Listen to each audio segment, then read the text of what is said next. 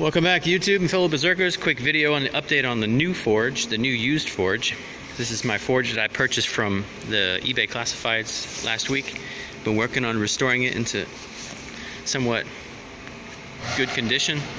The metal on it was sturdy and stable. I didn't have to do too much sanding, but I gave it a surface sanding down real nice. I used some special rust agent on the lower area to get the rust converted back into... Oh wow, there goes a message on my phone.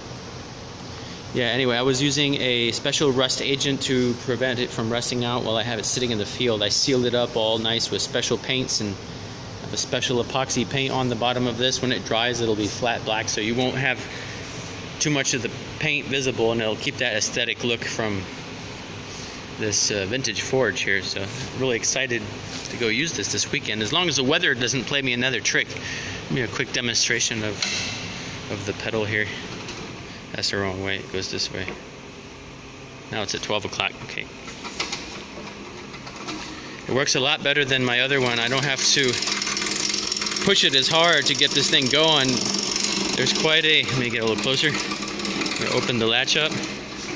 There's quite a puff of air coming out of there just from me spinning it at this low speed.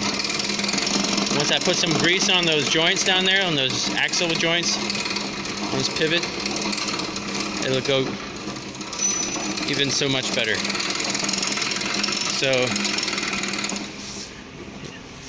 update on that. So hopefully soon we'll be making some new cool stuff. Alright, YouTube, stay tuned and stay safe, and see you soon.